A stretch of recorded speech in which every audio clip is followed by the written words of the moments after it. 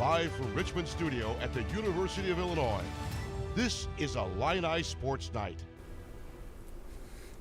It's officially our first episode of 2026. Welcome to Illini Sports Night. I'm your host, Anna Eckberg, and joined alongside me is our newest host, Saeed Bravo. Saeed, how are you feeling for starting off 2026, first time at the desk? Oh my God, 2026, been going great, and first time at the desk, of course, on this show. Cannot be more excited, and it's all thanks to you, Anna. I'm kidding. No, but it's seriously, no. I'm really excited to get this started. Should be a fun ride. Yeah, absolutely. And for a first day to have a show, we got some nice weather today in the 60s, but so good. We're not here to talk about weather. We're here to talk about sports. So, fun. Saeed, why don't you get us started off? How have the everyday guys been doing in 2026? Oh yeah, for sure. Let's talk about it, right? A perfect January. But there's been a bit of turbulence in February for this Illini team. To recap the past 2 weeks, they started with a revenge win on the road at Nebraska. Then they came back to Champaign and finished the Northwestern Series with a 40-point win over the Cats. Those two wins, Illinois moved up to number 5 in the AP poll. Now, here's where it got rocky. They went on the road to Michigan State, lost to a physical Spartans team in overtime. Then they returned to Champaign for their second straight loss, this one being against the Wisconsin Badgers, again in overtime. But why now? I mean, they've been winning for so long without Kylan Boswell in the rotation. It's possible for this team to play well without one of its perimeter guards, but without two. The second one being Andrei Stojakovic. That had this team struggling. So the good news, though, Boswell is back after suffering a broken bone injury during practice in mid-January. Boswell made his return to the starting lineup yesterday against Indiana. He finished with 9 points, 7 rebounds, 2 assists, and a steal in 33 minutes. Now, don't get it twisted. He wasn't lighting up the scoreboard yesterday. He didn't exactly carry the team, but he made a huge impact defensively. They held Indiana to 51 points in a game where they weren't exactly shooting the ball well, and they still won by a 20-point margin, 71-51. Teammate David Merkovich says he just feels, quote-unquote, safer when Boswell was on the floor guarding the opposing team's best player. The Illini needed to bring the vibes back up after a defeat against Michigan State, so why not come back home in style? Mazie, you were at the game with the famous Jake Davis wigs. How was it? You know, it was honestly a sight I have never seen anything close to at State Farm Center. So Jake Davis has been a fan favorite since he arrived in Champaign, partially for his abilities from the three-point line, but his blonde curls really make him stand out on the court. Illinois Athletics gave away wigs to the first 800 students who got to the game early, and those wigs went fast. The Orange Crush section looked like a sea of beautiful blonde curls, and it definitely gave Davis and his team something to laugh about. Now, while the game didn't quite end in favor of the Illini, I mean, it's really a loss if everyone's leaving with an amazing new hairstyle. Look, Wisconsin's head coach Greg Gard celebrated with his team in the wig, and I mean, I don't know, this could be my new look for 2026, right? I think Jake's got some good hair in his head, right? I absolutely agree, Mazie. You look fantastic with the beautiful blonde curls. Now, I want to know, what exactly was Jake's reaction seeing a lot of hymns in the crowd? You know, I feel like it's pretty typical. He was talking about how he's sitting there shooting free throws and he's looking around and it's just a bunch of him out in the crowd. I mean, you could only imagine. He said it felt weird, but he was a good sport about it. He was a part of all the promotions for it, and it was a good turnout, I'd say, overall. I'd say it was too, and all those wigs definitely showed for it, that's for sure. For sure. If it were up to me, Mazie, I think you should wear that full time. But just my opinion. Noted. Another big week ahead for this Illini team, now ranked number 10 in the AP poll, AP 25 rather. They're heading out west for 2 critical games this week. The everyday guys will be facing the Trojans at USC on Wednesday, then heading over to UCLA on Friday. It's a life comes at you fast league out here. It may be our first episode of the season, but the Illini only have 2 home games left this season. Saeed, how do you think those 2 games are going to go? The Illini have had a little bit of a rocky start in February, like you've mentioned. Yeah. So looking forward, we got Boswell now playing, but keeping it a little safe with that right hand, and Andre out, of course. So how do you think those 2 are going to play? Well, so it's interesting, right? Anytime you have to go to the West Coast, it's going to be tough sledding because, of course, the miles on that body it's always going to be something you have to take into account. When it comes to those teams, obviously it's not like those are those are the best teams in the country, but you still want to take care of business as well, and you also have to monitor the absence of Andrei Stojakovic. So a lot of moving pieces, but despite that, still 2 critical games and 2 games that could still catapult them and keep them afloat in the AP top 25 and put them in good position to continue winning and make a run in March. Yeah, absolutely. The games in February matter just as much as the games in March. So we'll see how those 2 play out. 100%. But Illini women's basketball won big at home over Wisconsin last week. Aaliyah Guyton's performance was key to their success as she had her best performance yet for the Illini against the Badgers. She scored a career high of 22 points on 6 3-pointers. She didn't miss a shot from the arc, going 6 for 6 on the night. Besides a great day of scoring, she also tallied 6 assists. Her performance shows her increased confidence in her role on this team and says her team's trust is what helps her perform at her best. A guiding principle for this team is creating for each other, and Guyton capitalized on her opportunities when teammates created for her. Guyton is only a sophomore, surrounded by other young talent. But another one of those young pieces on that team that's making a name for herself is Sierra Parchment. She's been absolutely lights out, and she helped the Illini in a dominating win at home against Wisconsin. Parchment was quick on both sides of the court, from grabbing boards to playing key positions in the paint to help the offense pile on points. The freshman with total 12 points, 15 rebounds, and a pair of steals. Her 15 rebounds are a season career high for the forward. Parchment grabbed her 9th double-double of the season, and get this, just the second quarter of play that day. This has Parchment tied for the 39th player in the nation and second in the Big Ten to in terms of double-doubles, rather.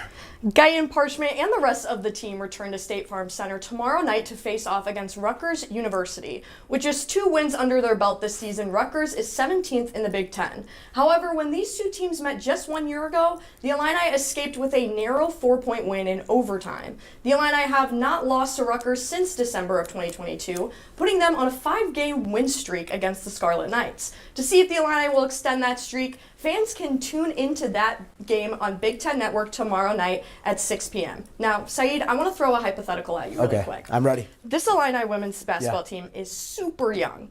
Let's say Shauna Green does a very good job of keeping all those girls for another year. Yeah. What do you see the Illini women's basketball team looking like then? I mean, it's an exciting prospect. The idea of even just having, just Destiny Jackson and then Parchment as the core players there. I mean, they've been lights out, and it's like they've relied on these 2 players to be lights out as well, so they can continue winning this season. I can't imagine what it's going to be like when they come back next season, if they come back, of course, because in the modern day you have to always account for the portal. But let me ask you this though. I mean, what do you think this team could look like if you add in Barry Wallace and Gretchen Dolan, who have also been, and Gretchen Dolan hasn't been playing right now? What are your thoughts on that? I agree. If we're looking towards next year, this past freshman class on the men's and the women's level was insane. These freshmen are incredible. I can only imagine what those players are like a year below them. Yeah. And hopefully, if Shauna Green and her recruitment team can get in some good key players from the year below them, I can only imagine how lights out both Illinois programs could be. You could actually make an argument that Shauna Green has done, an equally as good, if not better, in terms of recruiting when it comes to this particular league, because Shauna Green is only in 4th, 5th season. So I believe she's in her 5th. We'll see how this all unfolds. Absolutely, we will see. But it's been a busy week over at Huff Hall between men's and women's gymnastics and wrestling. How those teams are holding up, coming up next. From harnessing the transformative power of computing and data sciences to discovering new ways for environmental and agricultural sustainability, to opening new pathways for better patient care and medical discovery using AI. At Illinois, we develop and deliver ideas that positively impact the world.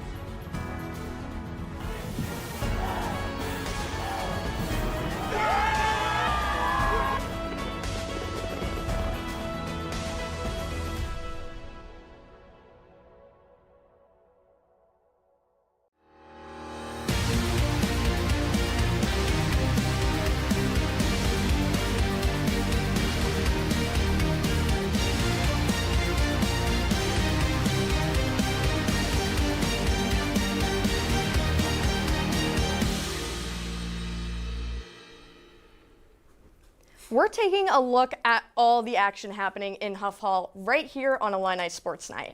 Illinois women's gymnastics came away from a close loss to Nebraska with some big positives. Sophomore Chloe Cho entered the week ranked 10th all around, and she put her talent on display once again. Cho continued her outstanding sophomore season, winning all 4 events and the all-around. She is now ranked 6th nationally in all-around and 8th on bars. Freshman Summer Clancy also put on a show, tying Cho for the best balance beam score. However, it was not enough to defeat the Cornhuskers as Nebraska won the overall meet by just under 2 points. The Illini will travel to Columbia, Missouri to take on the Tigers before returning home to host the UCLA Bruins and Jordan Childs at State Farm Center this Sunday. All right, now let's look into the men's team. They are making national marks this season. Sophomore Nathan Whitaker ranks number 1 in the nation on floor after his performance against Michigan at Huff Hall. Whitaker scored a team high on the floor exercise points with a mark of 14.25, which helped keep the score close early on. He took home the event title and provided one of the bright spots in a defeat against the Spartans.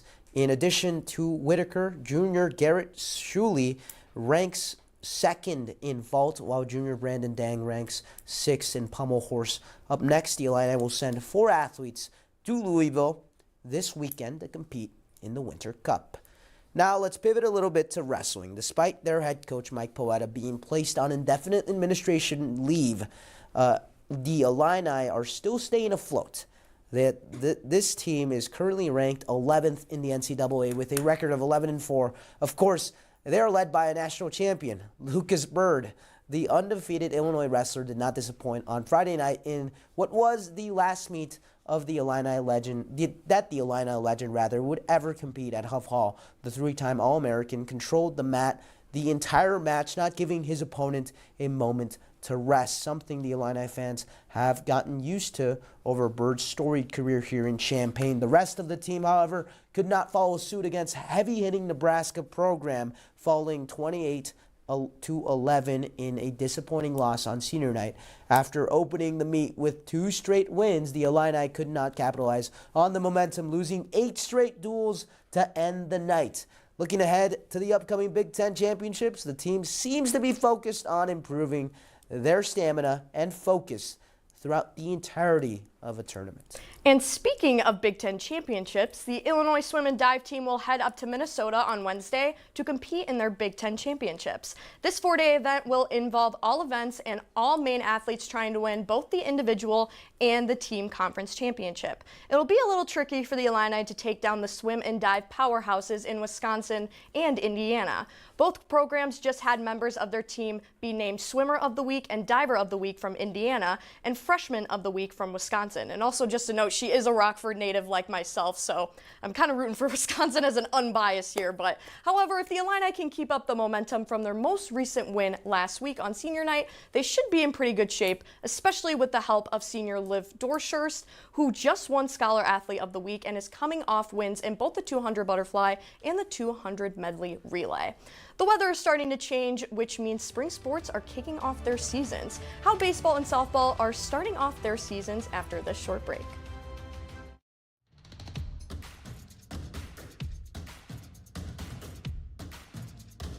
One system with a clear mission, statewide impact for the public good.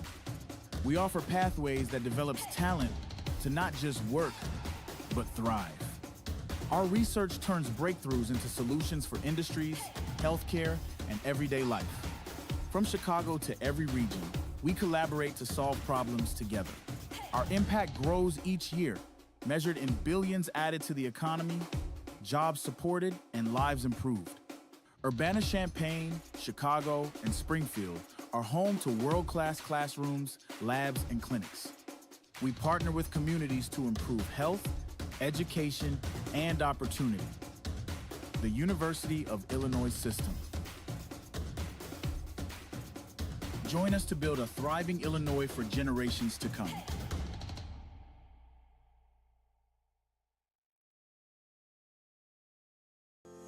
When we work together, we achieve the extraordinary. Across the state, we're breaking down barriers and bringing people together. And we're developing solutions that ensure all communities benefit from the progress that innovation inspires.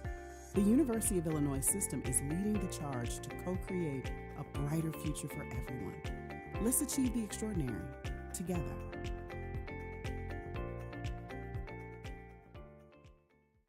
The University of Illinois was built to serve everyone. That means we're building solutions for you, no matter where you are. From growing food and expanding healthcare to training teachers and first responders, you'll find us in every county in our state and every neighborhood across the nation. As a public university, our impact isn't just for those who study here.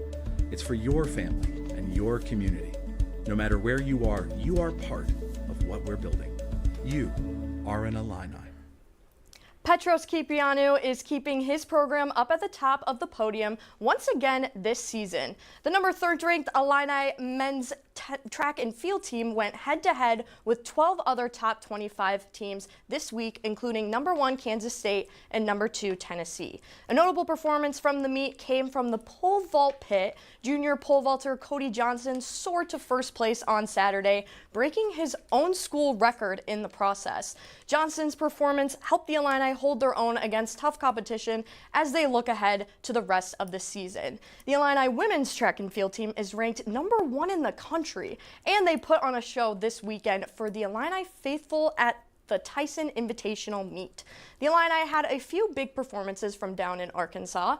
On Valentine's Day, weight thrower Jordan Kuskandi was feeling the love. She set a new Illinois record with a massive 23-meter weight toss. Kuskandi's record-breaking throw highlights an excellent weekend as the Illini look forward to the rest of this season. Talk about the discourse that happens in the all the social medias, how Illinois apparently is a golf star. Do we have to start talking about how Illinois might actually be a track and field school when all is said and done? We talk a lot on the show about golf and football and basketball. You know, those seem to be the 3 power teams for Illinois. And track and field has really made a resurgence because of Kiprianou and his coaching as well. No question. And you look at how many of these coaches have come here to Illinois and stayed and been, elevating all these programs. Mm-hmm. You know what day we celebrated a couple days ago as Illinois fans and as Illinois, just objective observers, as you have mentioned, is that, it's the 10th year with the athletic director, Josh Whitman. So a lot of absolutely. things, a lot of good things certainly happening here at the U of I campus when it comes to athletics. But I don't know if you guys have been outside lately, but with football coming to a full close and the weather looking way, way better, blink and you miss it. It's baseball season, and center fielder Colin Jennings is one of those players who's caught a lot of attention because of his season last year. Entering his 3rd season with the team, Jennings looks to build on his success. Media outlets like Perfect Game agree he is preseason all Big Ten at his position. They also named him one of the top 100 juniors. Big Ten coaches also agree, as he's one of the 3 Illini players highlighted to watch this season. That's what they agree on. The Illini take on the Butler Bulldogs this Tuesday. That's tomorrow, February 17th. First pitch is at 3:30 p.m. Illinois baseball dropped their first series of the year down in Florida, only winning 1 out of 3 games against USF this past weekend. Despite the losses, the Illini kept it close, losing 11-10 in their final game of the series. Illinois will get a day for travel until the Butler Bulldogs come to Champaign for a Tuesday afternoon game. The team will then head back over to the East Coast to compete in the Coastal Carolina tournament, where they will play 2 games against VCU and Coastal Carolina respectively. Coastal is currently the number 6 team in the country, but Big Ten watch list players Colin Jennings, Regan Hall, and Nick Groves will look to complete the upset. Now, Saeed, baseball. Yeah. We've talked a little bit about that too. They were on a heater, I believe, in like 2023, 2024 season, 2024 season, and they kind of fell off a little bit in 2025. Looking at 2026, we got Colin Jennings and a lot of other players on the team that are making good spotlights. What do you think their season's going to look like? It should be exciting always when you have, Coach Hartlib, who's been hard at work for so many years. You hope that things continue to unfold the way that they want it to. So, really, we'll see, because you never know with baseball. There's a lot of variance, but The Illinois softball team, they traveled down to Auburn to face the 4 other schools in the War Eagle Classic this past weekend. During the second day of the series, the Illini pulled away with a doubleheader win against both Binghamton and Campbell. Against Campbell, though, the Illini got their first double-digit score, of the season, thanks to freshman Addie Kitty. Kitty got her first career 2 RBI double game. The Illini wrapped up the series with 3 home runs against Bradley, thanks to Addison Carroll, Ellie Haggard, and Elena Miller. They ended off on a win to end that series. Now, this weekend brought the Illini their first wins of the season. Now they stand with a record of 3-7. They'll be traveling to North Carolina this weekend to play in the Rally Times tournament. Well, let's hop over to tennis. It's another season. In fact, number 21 for Coach Brad Dancer. This past weekend, Illinois dropped its weekend match at Notre Dame 1-4. They did get a singles point, though, with William Ross taking down the Irish Cerasolo Giuseppe in 2 sets. Kenta Miyoshi fell in a close one to Greg Perry. Otherwise, the Illini pretty much got dominated across the board this past Saturday in South Bend. That puts the Illini, though, at 4-3 this season. Now they do have themselves 2 ranked wins over number 23 Kentucky in the ITA kickoff weekend earlier this season and number 15 Duke at the end of last month. But the men's season got started a month ago, so still a ways to go when it comes to tennis. While the men's team had a more challenging weekend, the Illinois women's tennis team went on the road to clinch their 3rd win of the season against Iowa State. The day started with Iowa State getting on the board quickly with a 1-0 lead in a top 60s doubles match. After that doubles point win, the Illini turned up the heat and won 4 out of the 6 singles matches. The standout performers from this past Friday are all in their first season at Illinois. Sophomores Tess Bucher and Kara Mester, both former SEC athletes, had straight set wins. Freshman Kimiko Cooper then battled her way back from a 5-3 deficit in set 1 to then pull away with a straight set win in her match. Iowa State answered back with wins over McKenna Schaefbauer and Ariel Matatali to make the score 3-3. All eyes were now on freshman Lizzie Isyanov. After dropping the first set 6-4, the Elmhurst, Illinois native locked in a 6-3 second set and a 6-4 third set victory, earning her first clinch of her career and giving the Illini the edge to take the Cyclones down 4-3. The Illini will take on Wisconsin this Friday and then start conference play in March in Lincoln, Nebraska. While we're excited for spring, we're still deep in the winter season. Illinois hockey is approaching senior night, and former Illini is representing Team USA in Milan. And the Illini football staff is making a ton of changes early on this calendar year. Updates on the new coaching staff coming up.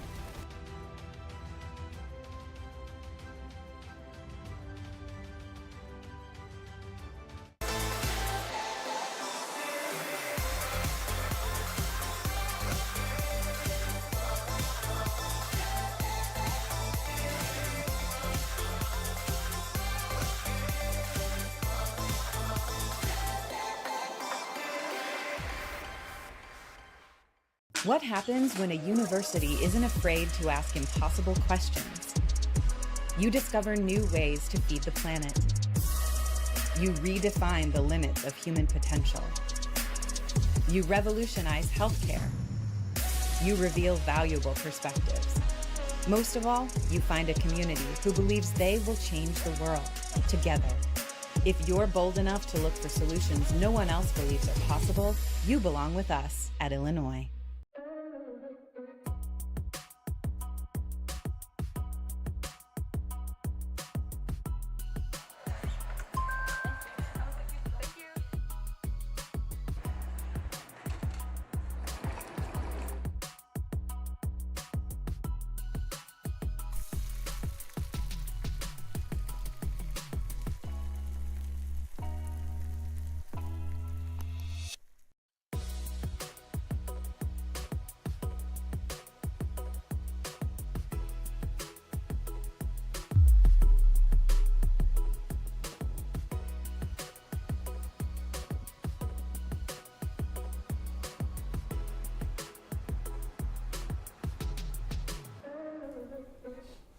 All right, it's the off-season of change for Brett Bielema and his Illinois football program. Not only do Illini fans bid farewell to quarterback Luke Altmaier, pass rusher Gabe Akis, and many more who are hitting the portal this spring now. But after keeping the core coaching staff last offseason, this one is much, much different.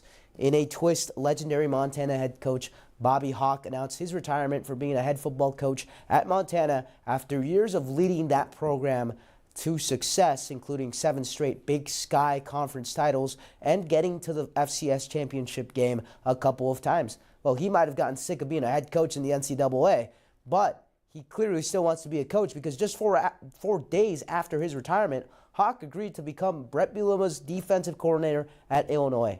Hauck replaces former defensive coordinator Aaron Henry, who made a move to become the co-defensive coordinator and defensive backs coach at Notre Dame. Bielema also hired coaches with a swell of coaching experience in Tyrone Wheatley and Jared Elliott, who have also been head coaches at lower levels. Roger Cooper and Ronnie Bradford have also joined the staff and have followed Hauck from Montana. Let's switch over to the ice, though. This past weekend, the Illinois hockey team split their rivalry series against the Illinois State Redbirds.